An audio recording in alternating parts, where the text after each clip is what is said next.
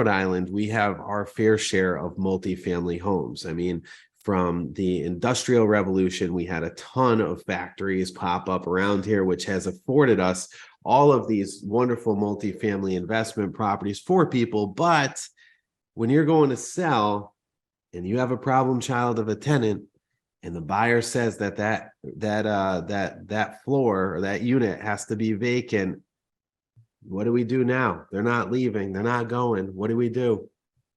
Right. So, I mean, there's a couple of different ways, obviously, when you're going to sell.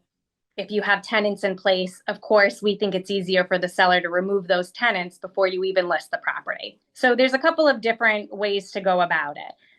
I love cash for keys, right? Yeah.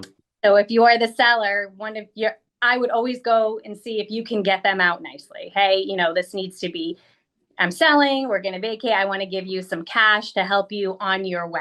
So you can't kick someone out that has a lease agreement. And I think a lot of people don't actually realize that. So you have to abide by the lease agreement terms. So if you have a lease agreement, if they're not going to just leave and break the lease, then that lease is going to survive the closing and it becomes the problem of the buyer. So you can't raise the rent, you can't do anything.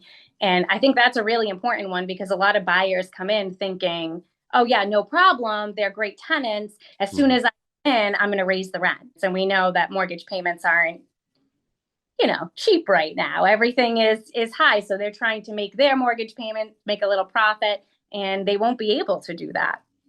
So you really want to see if there's a lease agreement in place. Obviously, if there is, you have to abide by that. Definitely offer the cash for keys. Otherwise, if they're not willing to leave, they're going to stay until the end of their lease agreement.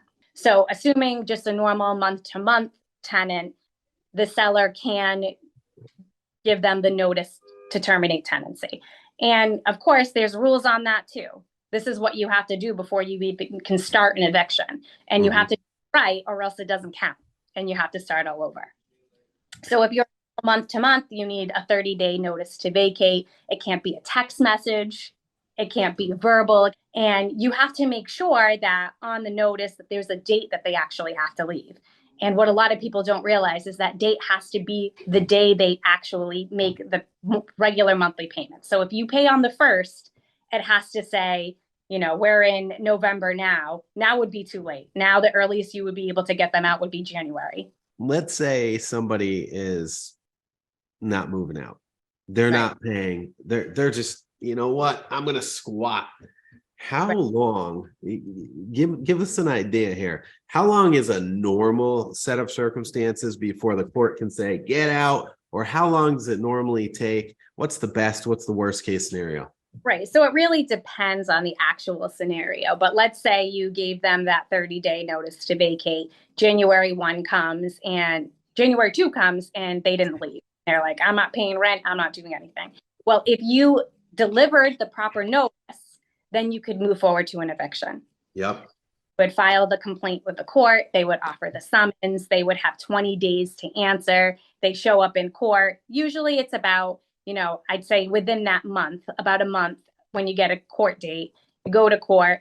In this case, for just a regular notice of termination of tenancy, I don't know what excuses they can really have other than I couldn't find a place to live, which is really not an excuse to terminate the tenancy.